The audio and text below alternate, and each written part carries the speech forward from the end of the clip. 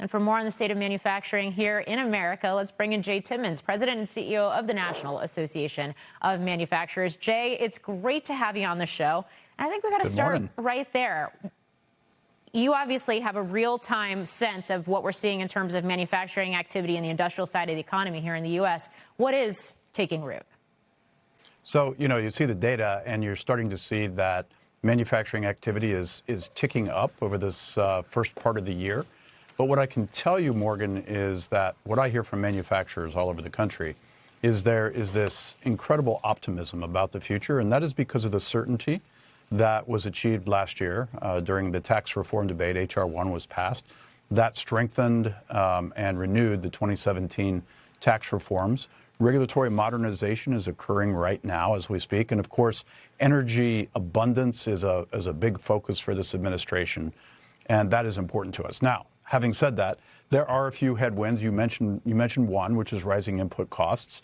Until we get some certainty on the trade front and the tariff front, manufacturers are a little bit hesitant to invest, although they want to do so. We also want to see permitting reform so that we can continue that drive for energy abundance. And then I would say the other big factor is we have fewer workers than we need. 400,000 jobs are open in the sector today.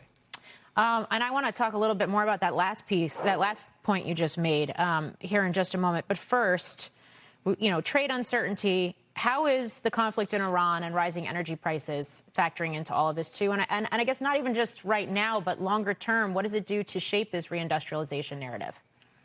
Yeah, so look, uncertainty is always bad. It's always bad for investment. It's always bad for planning purposes for manufacturers. But our hope is, obviously, and I'm sure it's the hope of all Americans, is that this conflict does resolve itself successfully in the near future. And until that time, you'll see manufacturers trying to figure out what the road ahead is. And that is particularly true when it comes to energy and energy costs. We use 1/3 of the nation's energy.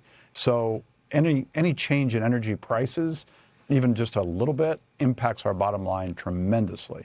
So seeing this settle out is definitely a goal for manufacturers in the United States. So let's go back to the labor piece of this. I've been beating the drum on this because we talk about softness in the labor market tied to white-collar workers and this idea of AI disruption taking root in corporate offices across the U.S. But what are we seeing on the manufacturing side and the physical side and on factory floors? Because I keep hearing from CEOs that there aren't enough of these skilled workers to do the jobs. Yeah, you've heard right. So as I said, 400,000 open jobs today in manufacturing. That number grows to about 2 million open jobs by the year 2033. And by the way, that's before we factor in all the benefits from tax reform and regulatory modernization. That number is going to grow. And it does take into account the changing technologies that are available to manufacturing. So if you think about how AI will be used in particular on the shop floor, it means that we will be able to be more productive. We can produce more goods. We can produce a lot more for the United States.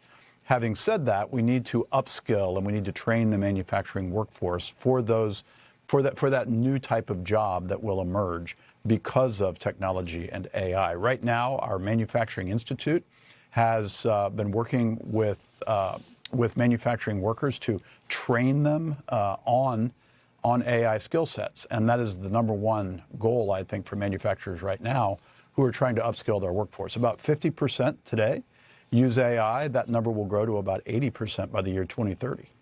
Okay, Jay Timmons, great to have you on the show. Thank you for joining me. Thanks for having me here.